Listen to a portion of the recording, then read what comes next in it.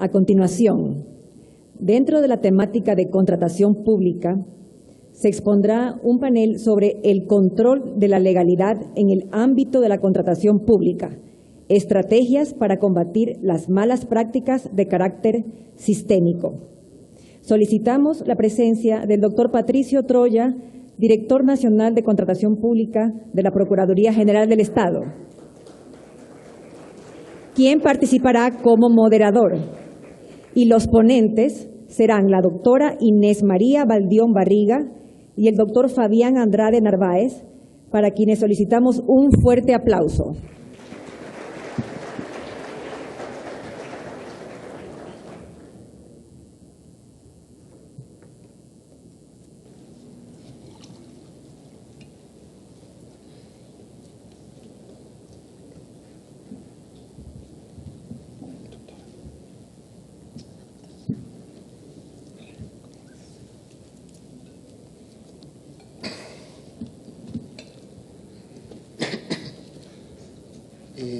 Buenos días con todos. Para el tema que ha sido anunciado el día de hoy, tanto Inés como Fabián han coordinado sus exposiciones y nos plantean una propuesta interesante. Fabián ha realizado un ejercicio conceptual para entender el control de la legalidad como un ejercicio de estrategia en el ámbito de la gestión de riesgos, que es como de alguna manera se está planteando el combate a la corrupción en el ámbito público y privado a nivel mundial. La legalidad vendría a ser el límite general y el control, un ejercicio técnico, metodológico, planificable, programable, que permita una actuación oportuna. Por otro lado, Inés María nos ha planteado una identificación muy técnica de las malas prácticas sistémicas más recurrentes en todas las etapas de la contratación, en el entendido de que la contratación pública en el Ecuador es una herramienta de política fiscal, y plantear las estrategias de combate correspondientes. Inés María es doctora en jurisprudencia y abogada por la Pontificia Universidad Católica del Ecuador, con 21 años de experiencia profesional en asesoría y consultoría jurídica en contratación pública, derecho administrativo, arquitectura legal e institucional, derecho societario, empresas públicas y capacitación normativa, entre otros. Sus títulos académicos son un PhD en la Universidad de Castilla-La Mancha, doctora internacional en Derechos Fundamentales, Libertades y Públicas y una maestría en Derecho Constitucional. Ha sido consultora en la elaboración de los proyectos de la Ley Orgánica del Sistema Nacional de Contratación Pública, de la Ley Orgánica de Empresas Públicas y de sus respectivos reglamentos generales, así como en el proyecto de reglamento a la Ley de Telecomunicaciones. Fabián Andrade es abogado especialista en Derecho Público Constitucional, Administrativo General, Tributario, Ambiental, Urbanístico e Inmobiliario, Derecho de la Empresa y Resolución de Conflictos. Se licenció y doctoró en Derecho en la Pontificia Universidad Católica del Ecuador. Tiene un MBA internacional en Administración de Empresas de la Universidad Camilo José Cela, España. Es máster en Derecho Económico por la Universidad Andina Simón Bolívar, Ecuador, máster en Derecho de los Negocios por la Universidad Francisco de Vitoria, España, y realizó estudios de posgrado en Derecho Tributario en la Universidad de Salamanca, España. Ha realizado cursos en el Ecuador y en el extranjero. Habiendo sido presentados y con esta pequeña introducción, cedo la palabra al doctor Fabián Andrade en su exposición. Buenos días con todos. Muchísimas gracias por la invitación y felicitaciones por el evento. Se nos ha pedido que comentemos sobre el control de legalidad en materia de contratación pública y la tarea que hay que hacer desde la perspectiva estratégica para conseguir que la actividad de la contratación del Estado se alinee a el régimen jurídico, y subrayo con esta idea de el pensamiento estratégico. Un poco para organizar esta charla muy corta, quiero cumplir dos objetivos. Básicamente poner en relación, si me ayudan con la lámina, poner en relación los dos conceptos fundamentales en esta aproximación. En primer lugar, control de legalidad en la actividad administrativa enfocada hacia la contratación pública, y por otro lado, conceptos de el pensamiento estratégico. En la práctica se trata de poner en relación ideas, postulados del derecho, y por otro lado, técnicas y herramientas de la administración, de las ciencias administrativas. Y por otro lado también, como objetivo, simplemente describir cuál es la lógica o la mecánica del ejercicio de la gestión de riesgos cuando estamos hablando de control de legalidad. ¿Me ayudan con la siguiente lámina, por favor?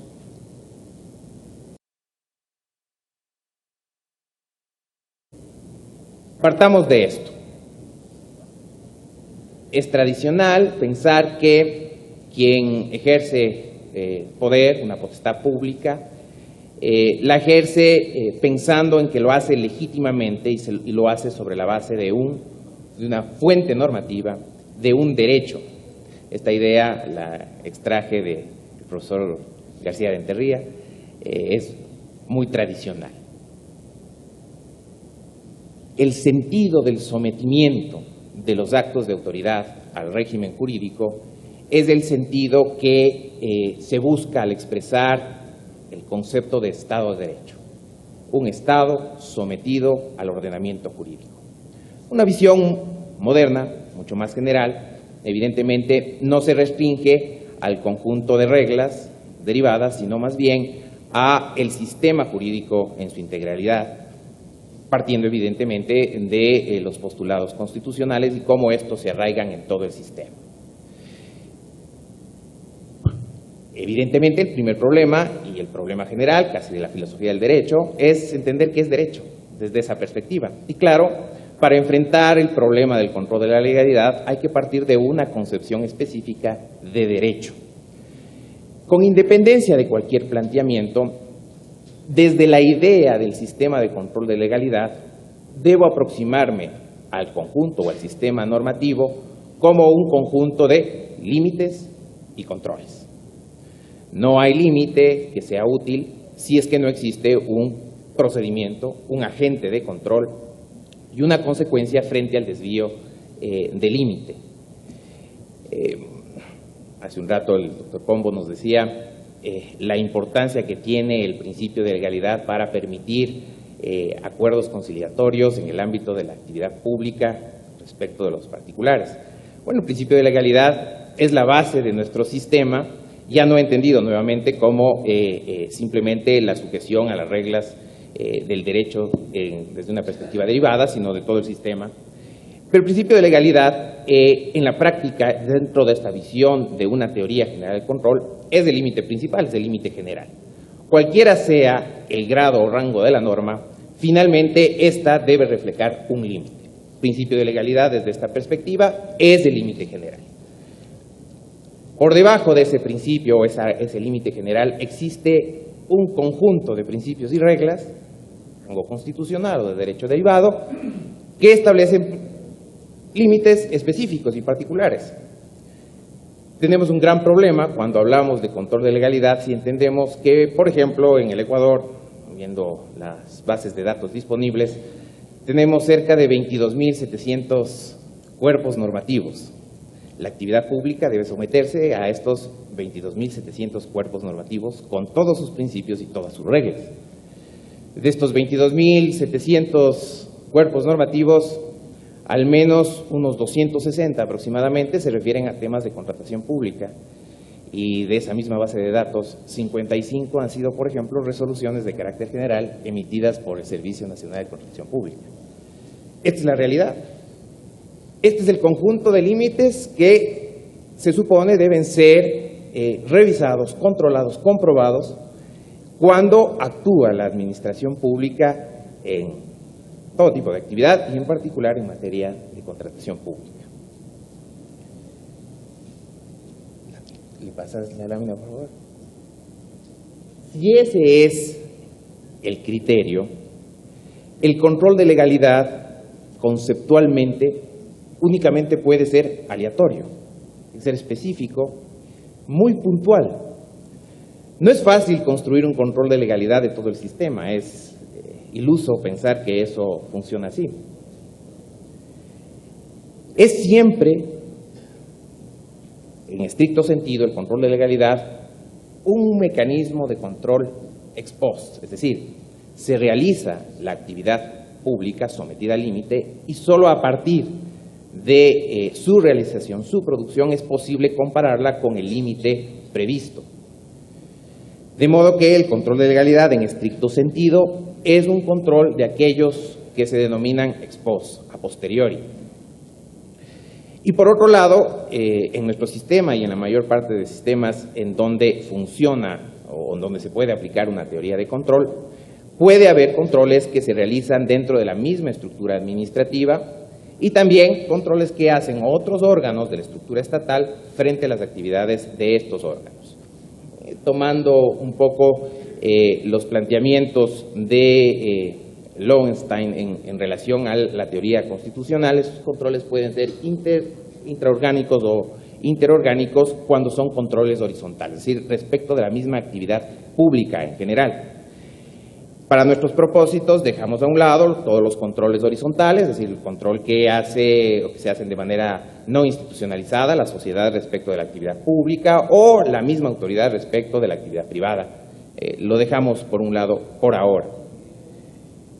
Si entendemos que la idea de establecer un límite y sobre esa base establecer un mecanismo, un agente de control y un procedimiento para realizar el control, lo que nos resta pensar allí es cuál es la consecuencia normal del ordenamiento jurídico o cuál es lo que busca el ordenamiento jurídico cuando se trata de determinar si es que ha habido desvíos o no respecto de la conducta de la autoridad pública. Y esto fundamentalmente se cierra en la idea de que se busca expulsar esa conducta, es la producción de esa conducta del ordenamiento jurídico, visto desde una perspectiva puramente del derecho. Y eso nosotros lo llamamos nulidad. Ahora, la realidad es que siendo un control aleatorio, siendo el efecto extremo el retiro del acto nulo del ordenamiento jurídico, en la mayor parte de los casos se busca, y este es un poco el sentido de conservar el Estado de Derecho, la conservación de casi todos esos actos. Pensemos, por ejemplo, que no exista ningún mecanismo de control, pero están los límites, el ordenamiento jurídico existe. ¿Cómo soluciona el mismo sistema desde una perspectiva teórica la conservación del Estado de Derecho? Este sometimiento del Estado a las reglas jurídicas, a través de presunciones. Cada acto de la autoridad se entiende legal y legítimo. Y mientras no existe una declaración en contrario, ese acto se mantiene. Dicho de otro modo, puede ser que el acto de autoridad pueda tener un desvío y que materialmente sea contraria al Estado de Derecho. Pero formalmente, por vía de presunciones, se sostiene ese Estado de Derecho, pese a que el acto sea materialmente nulo. En la práctica nos coloca en la situación de que el sistema, desde una perspectiva teórica, lo que ha construido es un estado aparente de derecho, basado en una presunción formal. De modo que el esfuerzo del control de legalidad frente a esta infinidad de límites, claramente reconociendo que existe un límite también en los recursos y las capacidades disponibles, nos obligan a pensar de una manera estratégica. ¿Qué significa pensar de manera estratégica? Significa en la práctica establecer con claridad cuáles son los objetivos esenciales a los que sirve el control de legalidad. De modo que ustedes encontrarán en estos conceptos que la actividad de control, que se refiere específicamente a los temas insustanciales, a los aspectos puramente de procedimiento, no se alinean al pensamiento estratégico. El pensamiento estratégico nos obliga, en primer lugar, a definir unos objetivos que perseguir, para, a partir de esos objetivos, establecer una línea de acción. Esos objetivos se los establece, o la forma en que se construyen, está en el mismo ordenamiento jurídico. Por ejemplo, en el artículo 9 de la Ley del Sistema Nacional de Contratación Pública se establece cuáles son los principios, los objetivos fundamentales de todo el sistema. Y hay una variedad ahí de objetivos planteados. Incluso dentro de esa lista de objetivos es necesario generar una priorización, porque algunos sirven como objetivos intermedios frente a objetivos finales. Por ejemplo, si yo lo que necesito es, como principio o como objetivo fundamental, conseguir eficiencia en el gasto público, parece que un objetivo a cumplir es que existe una tensión en los procesos de contratación pública, una competencia que permita, por ejemplo, reducir el gasto que deba realizar el Estado para atender esa necesidad pública a través de la adquisición de bienes, servicios.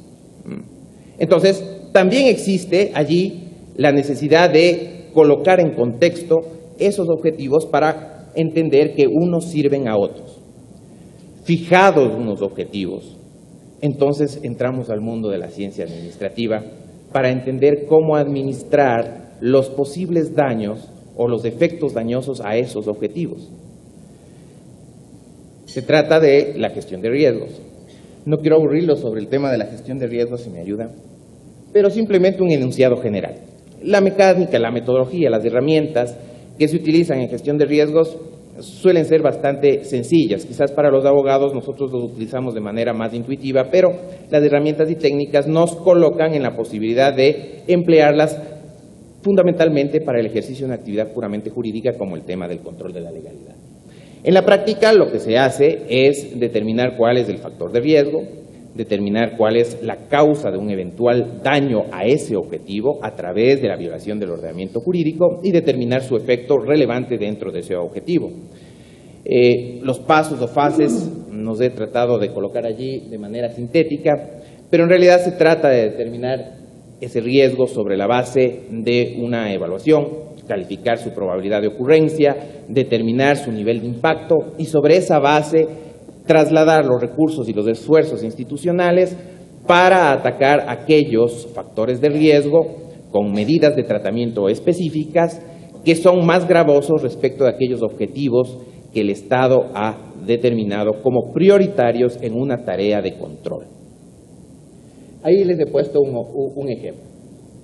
Miren ustedes, uno de los objetivos previstos en el artículo 9 de la Ley del Sistema Nacional de Contratación Pública consiste en agilitar, simplificar, adecuar los procesos de adquisición a las distintas necesidades de las políticas públicas y a su ejecución oportuna. Las ideas esenciales allí, diría yo, son simplificación, porque esto es mejora en tiempos, ¿no es cierto? Y por otro lado, ajuste de los procesos de contratación a las diversas políticas públicas. Ese objetivo puede generar actuaciones que puedan entrar en conflicto. Por ejemplo, para agilitar estos sistemas, y en esto se ha hecho mucho, siguiendo además un estándar internacional, se utilizan medios tecnológicos. Los medios tecnológicos ayudan a, entre otras cosas, a agilitar los procesos de contratación pública. Pero cuando los medios tecnológicos sirven para otros propósitos de política pública, por ejemplo, obtener información para la toma de decisiones, puede ocurrir que ese instrumento tecnológico, en lugar de servir al objetivo de agilitar el proceso de contratación para hacerlo más eficiente, puede provocar retrasos por la carga que significa atender las exigencias de esa base de datos, de esa producción de información, para atender otra política. Si es que la prioridad, si es que el objetivo a ser atendido consiste en la agilización del proceso por sobre atender esa política pública de obtener información adecuada para adoptar alguna decisión, pues se requiere una medida de tratamiento. Normalmente cuando esto se produce, este es el caso, se busca una medida de respuesta. Allí les he colocado en la práctica cómo funciona el desvío de la conducta de la autoridad que provoca un ilícito desde la idea del control de la legalidad como medida de reacción dentro de la lógica de la gestión de riesgos, ¿no es cierto?, y otro conjunto de medidas que, aunque vinculadas con el sentido de tratar de ajustar los procesos de contratación al régimen jurídico, son más bien de carácter preventivo, más que tener el propósito de extraer el producto del ilícito del ordenamiento jurídico. En términos generales, medidas de mitigación y prevención se han ejecutado en el país y algunas de ellas hay que reubicarlas dentro del objetivo primordial. Por ejemplo, yo puedo evitar que se produzcan los desvíos frente al límite a través de modelización, y efectivamente esto es lo que se ha hecho. Se han hecho modelos de contratación.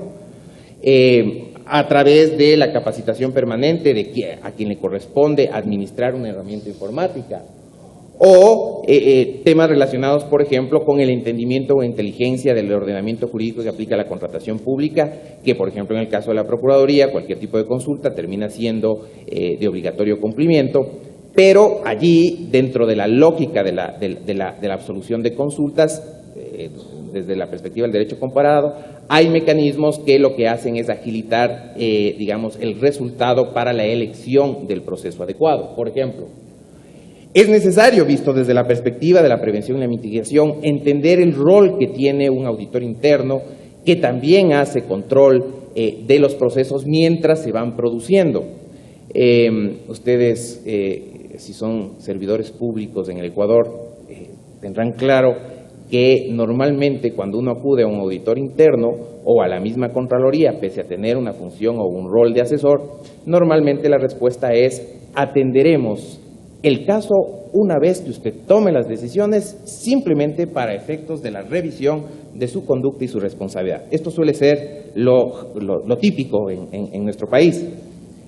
Visto desde esa perspectiva, cuando no se mira el rol adecuadamente del asesor dentro de un proceso y dentro de una línea de mitigación y prevención frente al ilícito, frente a la violación del ordenamiento jurídico, lo que provoca normalmente es inacción, retrasos en la gestión pública frente a la duda.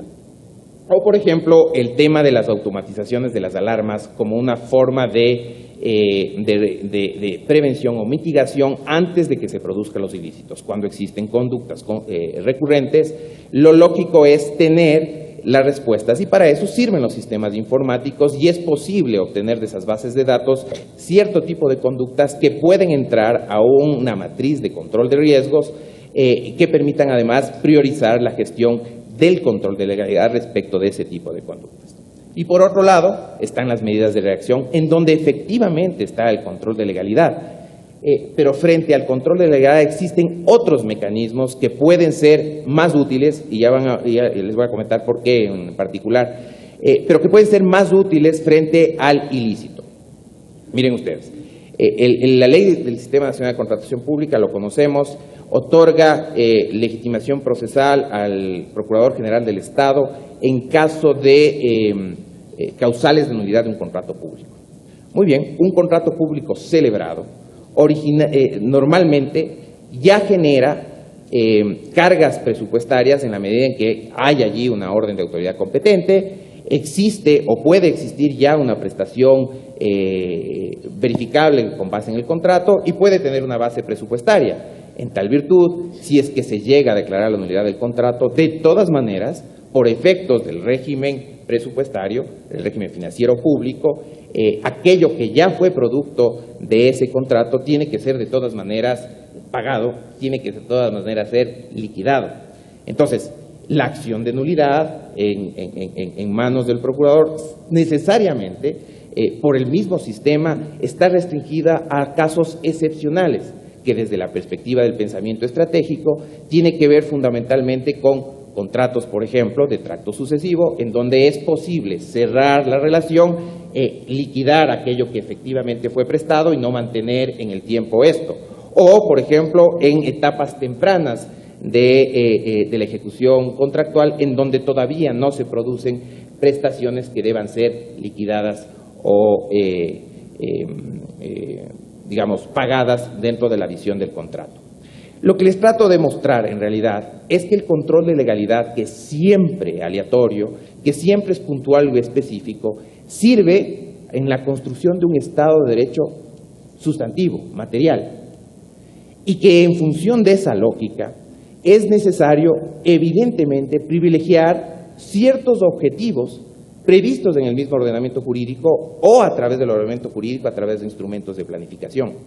Y esto no significa, en la práctica, que se pueda eliminar o extraer del ordenamiento jurídico las actuaciones que son desvíos, porque se sostiene el Estado de Derecho formal a través de mecanismos de presunción.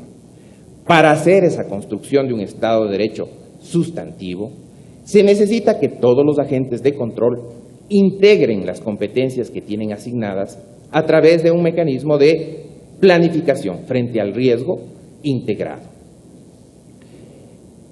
Cada quien tiene un rol, por supuesto, pero ese rol tiene que estar al servicio de los mismos objetivos que se privilegian previamente en las tareas de control. Gracias.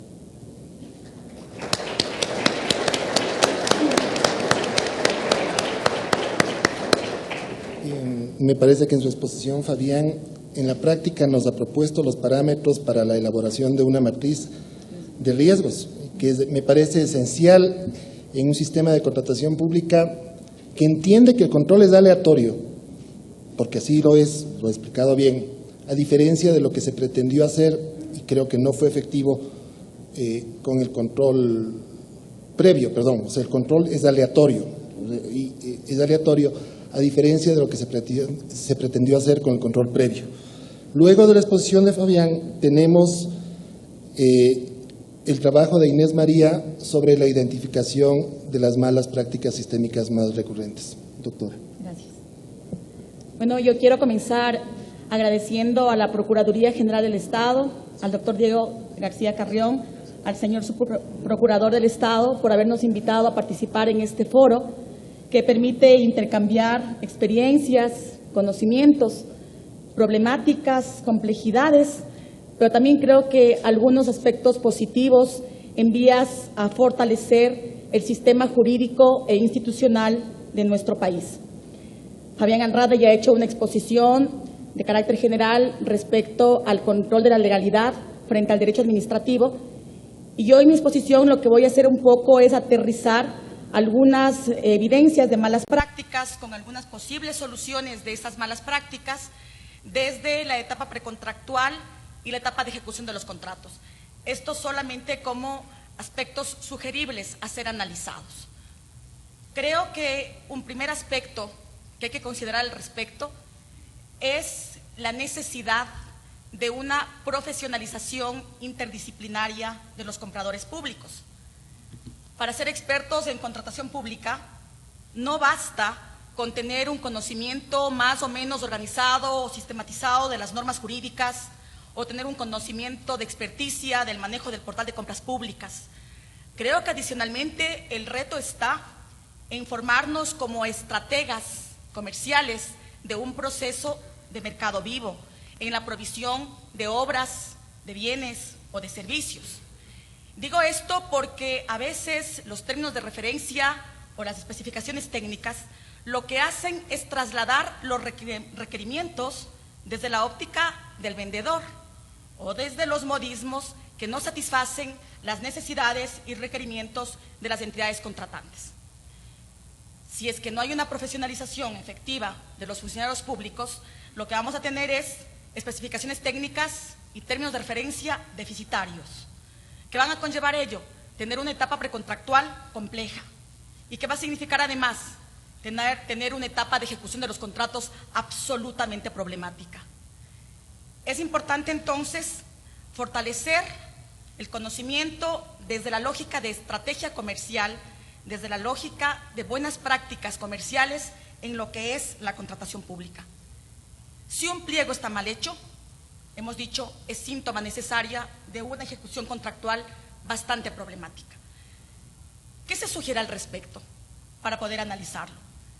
Aparte de la profesionalización, tal vez sea necesario que en los criterios de evaluación de las ofertas se pongan aspectos medibles de forma objetiva. Yo siempre digo que aquello que no se puede medir de forma objetiva no existe. Si tenemos la posibilidad de establecer criterios de evaluación objetiva, vamos a reducir los escenarios de reclamos y de recursos administrativos y vamos a garantizar el cumplimiento de los fines y objetivos de la contratación pública. Después de esta primera sugerencia, que es de carácter transversal tanto a la etapa precontractual como a la etapa de ejecución de los contratos, sugiero otro tema para el análisis. Analizar la contratación inclusiva frente a lo que significa distorsión o discrimen. Quiero ratificar mi criterio profesional en cuanto a que en economías tan asimétricas como la ecuatoriana es necesario e ineludible establecer criterios de preferencia, criterios que favorezcan la inclusión de proveedores pequeños, de proveedores micros, de actores de la economía popular y solidaria, de la producción nacional, porque la contratación pública no se satisface únicamente, no creo que se satisface únicamente con la atención de los requerimientos de obras, bienes o servicios. La contratación pública necesariamente es una herramienta de política pública y por lo tanto está orientada a reducir el desempleo, a desestimular la migración del campo a la ciudad, a fortalecer en sí la producción nacional. Esto es lo que en doctrina se conoce como contratación pública estratégica. Pongo un ejemplo al respecto. Yo tengo mi lugar de nacimiento en Puela.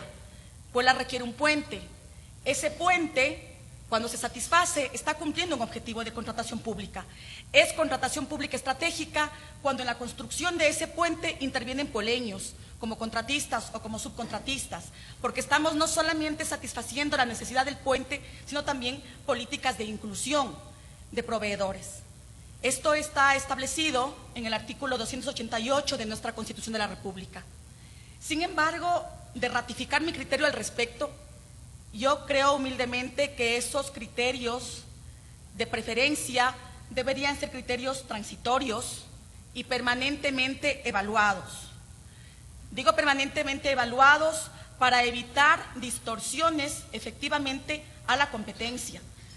Hablamos en esa lógica de que hagamos un control de que los incluidos no necesariamente sean tales y sean solamente pantallas para cubrir a proveedores grandes.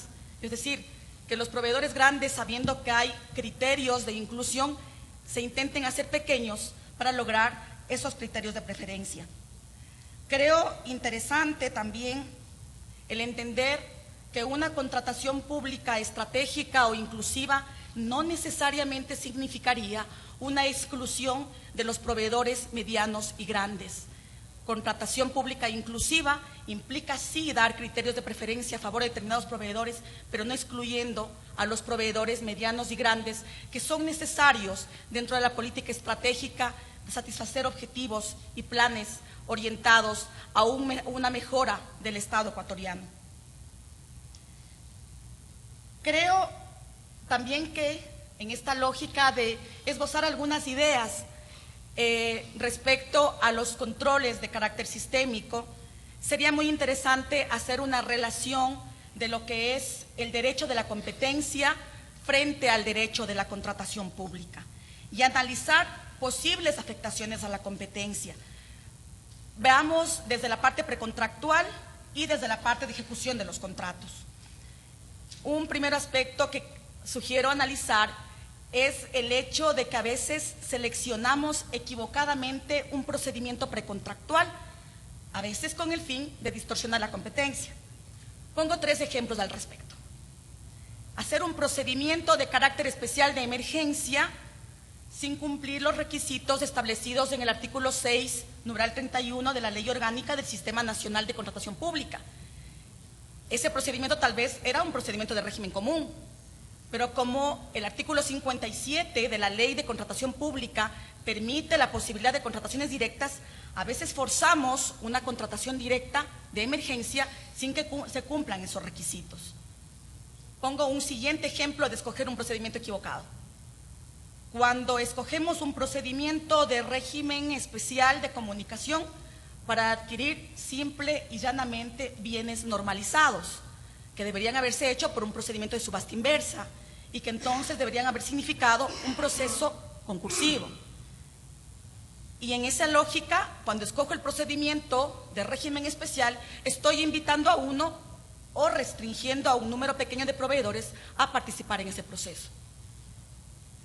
Luego, un tercer ejemplo de escoger un procedimiento de carácter equivocado es cuando, al amparo del artículo 2, numeral 8 de la Ley Orgánica del Sistema Nacional de Contratación Pública, hago un procedimiento que en doctrina se conoce de régimen interadministrativo, en el cual el ente contratante es público, el proveedor también es público, pero a veces lo que son el proveedor público puede resultar que sean pantallas de proveedores privados que pueden resultar los ejecutores directos de ese contrato.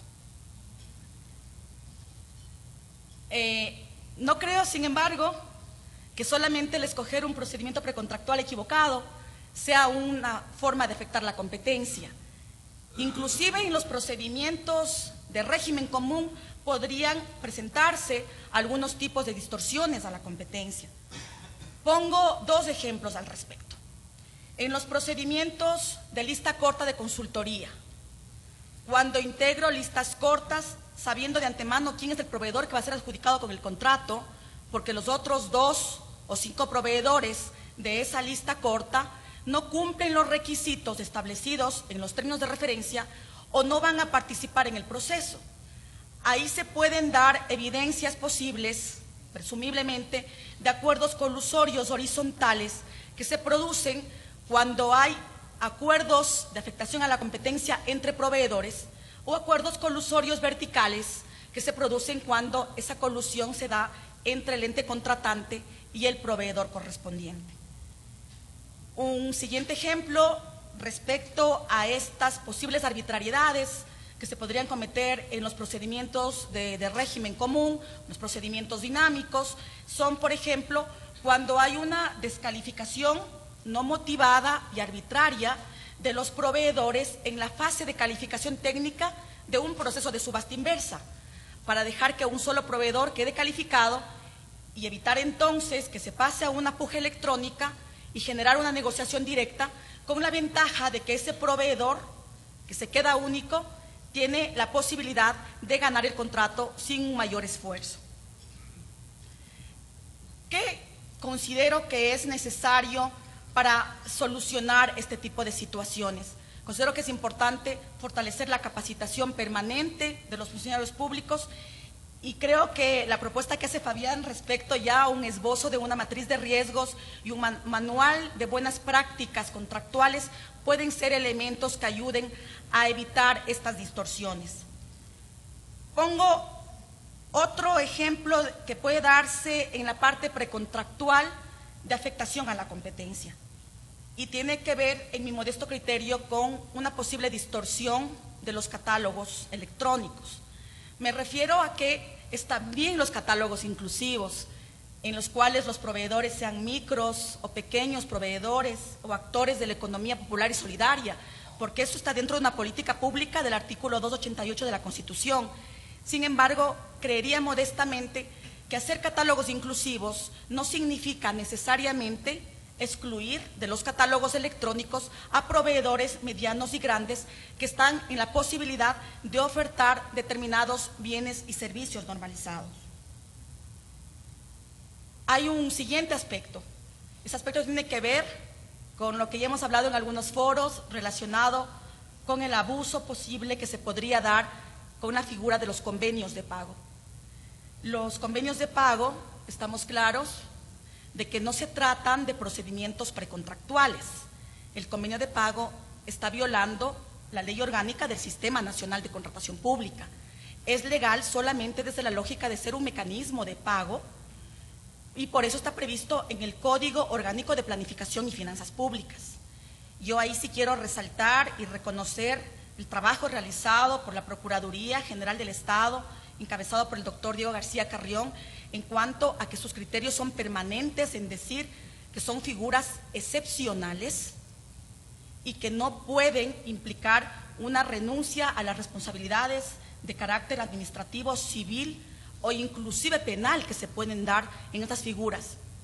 ¿Qué tal si es que detrás de un convenio de pago lo que se está escondiendo son inhabilidades generales o especiales de los proveedores, que si es que se verificaba eso en la etapa precontractual, no podían participar en los procesos de contratación correspondientes?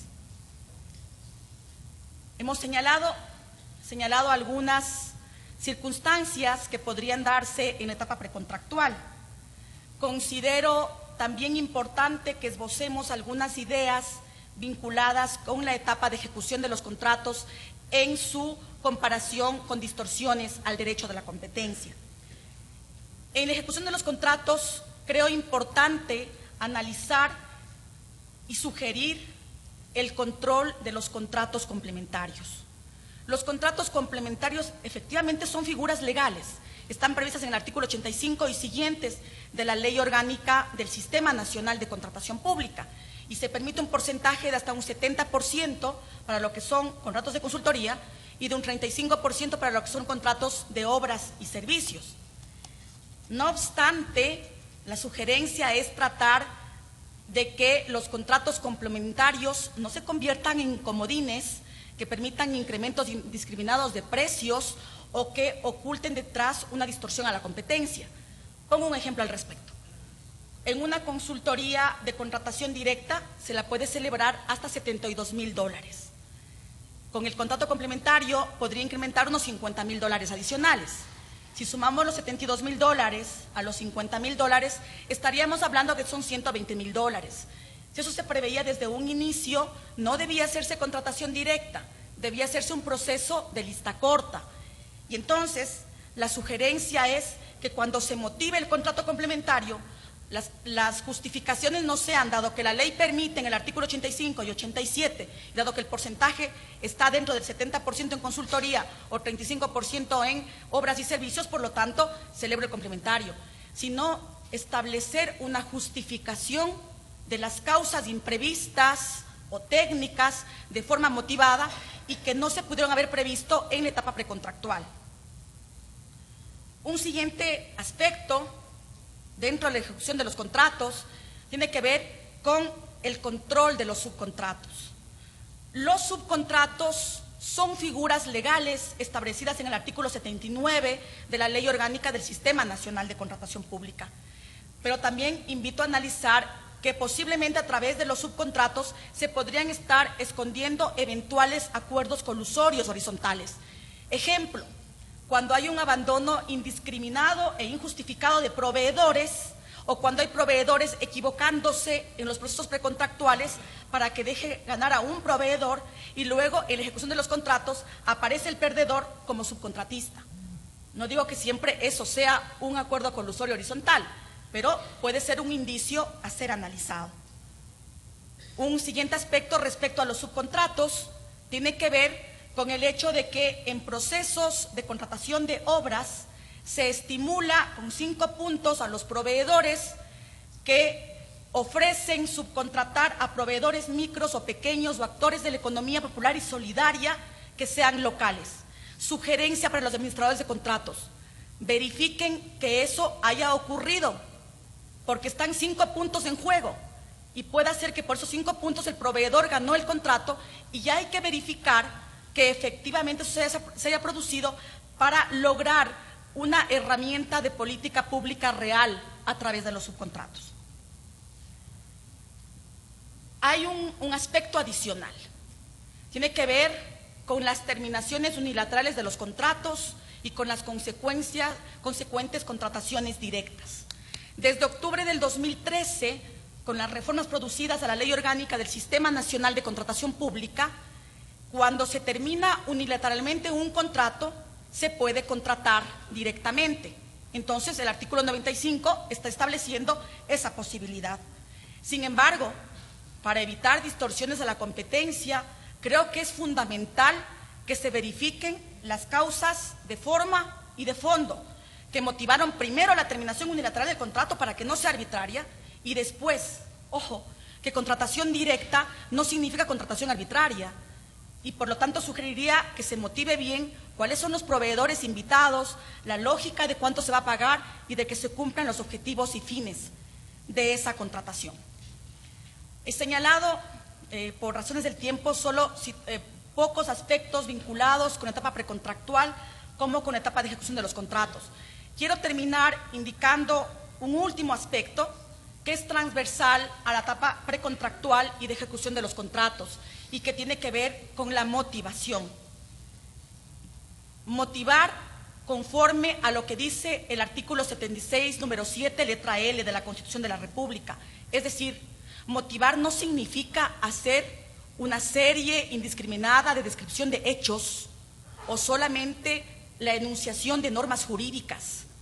La motivación enlaza los artículos jurídicos invocados con los hechos a través de un análisis de pertinencia.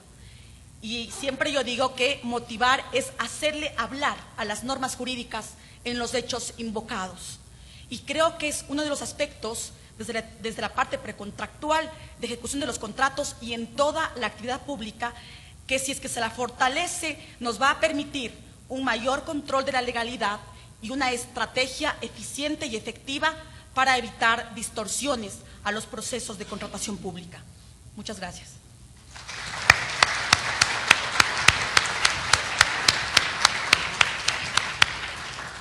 Gracias, Inés, por tu clara exposición. Damos paso a la ronda de preguntas que serán leídas por el doctor Patricio Troya. A nuestros compañeros de apoyo que nos pasen las preguntas, por favor.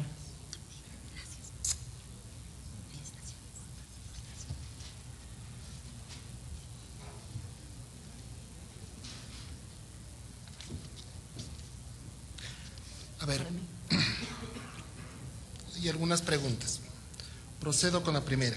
En el proceso de control de la legalidad, se encuentra que el objetivo específico esté alineado con la política pública, pero es contrario a la normativa legal de la contratación pública. ¿Qué hacer? Doctora.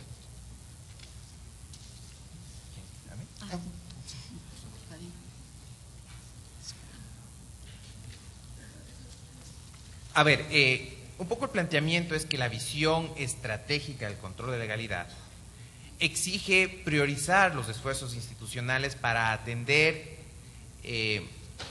para enfocarse en los desvíos respecto del régimen jurídico que terminan siendo sustanciales en la estructura del Estado de Derecho. Hay que entender que 22.700 normas no son controlables todas, así que hay que enfocarle el esfuerzo institucional allí. La política pública se puede reflejar a través de instrumentos normativos y entonces el control de legalidad está enfocado a eso, a los instrumentos normativos. La política pública puede estar, mal organizada, mal planificada. Lo que es relevante en el control de legalidad es que el régimen jurídico que refleja esa política pública sea cumplido, ¿sí? Hablar de control de legalidad desde la perspectiva del derecho es eso. Cuando uno habla de política pública, en realidad lo que verifica no es el control de legalidad, sino el cumplimiento del objetivo estratégico. Es un problema de gestión y no es un problema de legalidad. Perfecto. Doctora Valdeón, ¿qué criterio le merece la declaratoria de emergencia para ejecutar una obra pública eludiendo los procedimientos comunes establecidos en la ley frente al principio de legalidad? Bueno, ya indiqué mi criterio al respecto. Creo que para que haya un procedimiento de emergencia hay que cumplir de forma conjunta los requisitos establecidos en el artículo 6, numeral 31 de la Ley Orgánica del Sistema Nacional de Contratación Pública.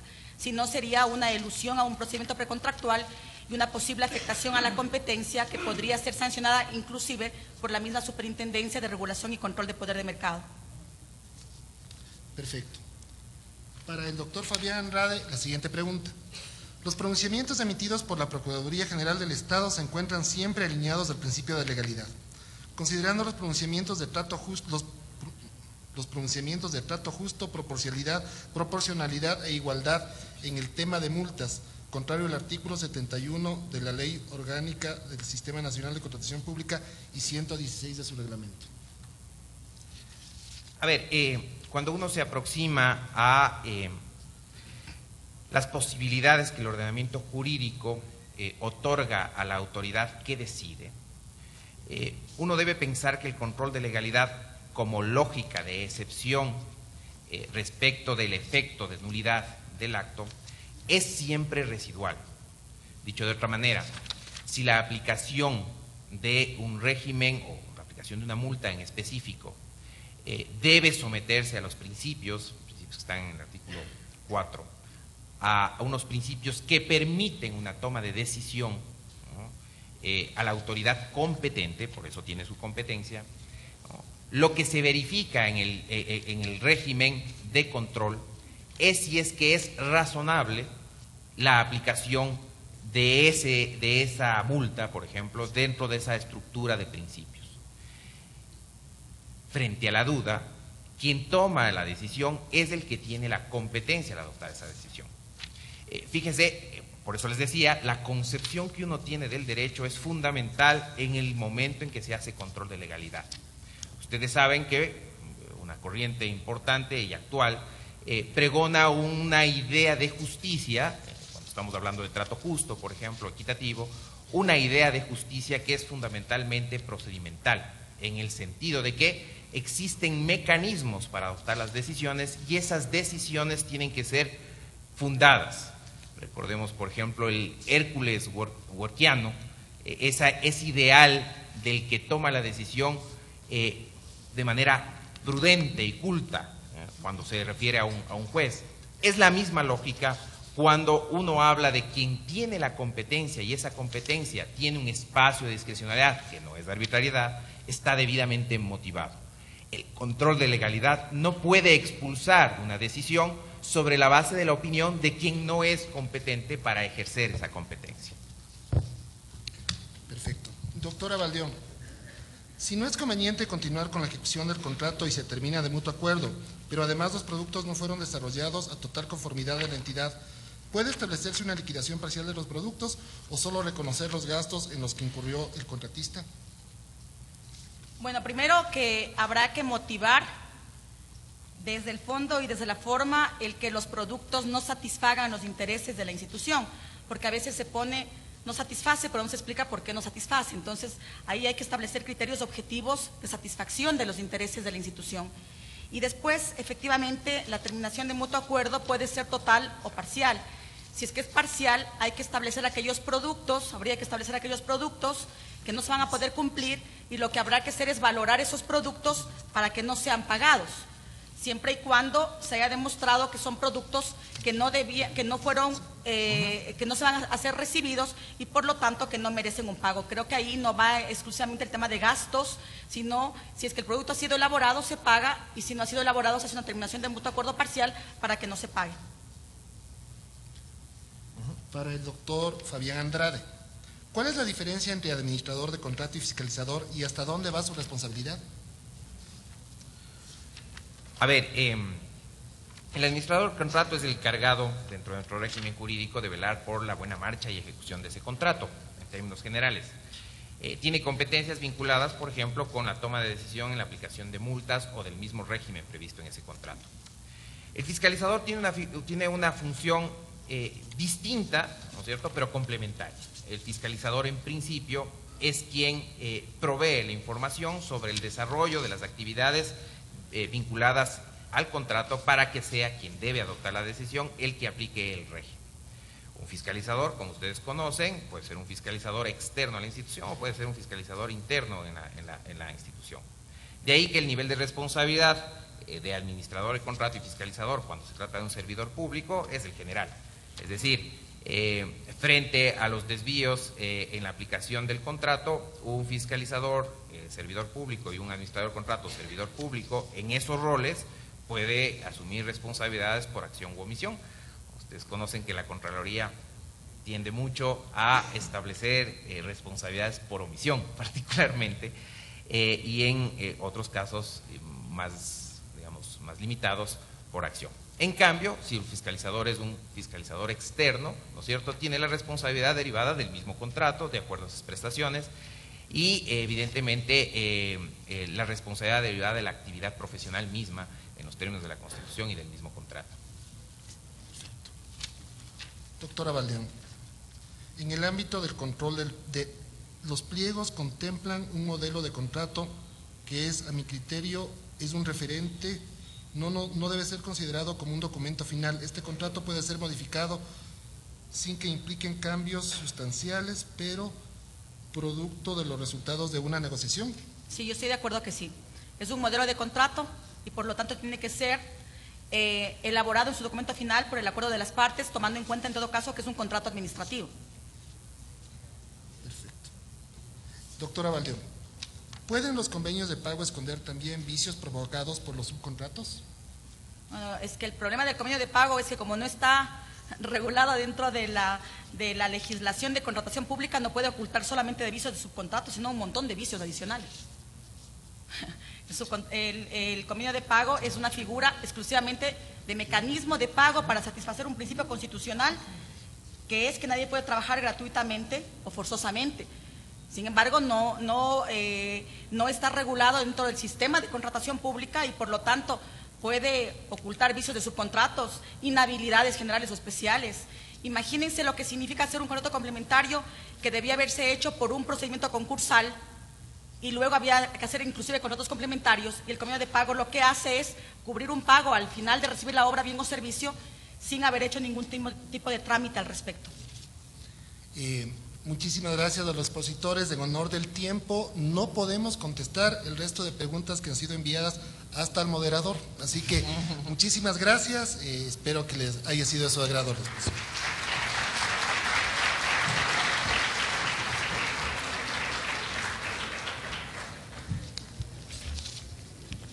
A continuación tendremos un receso de 20 minutos. Los invitamos a un coffee break que será servido en la terraza cubierta contigua a este salón.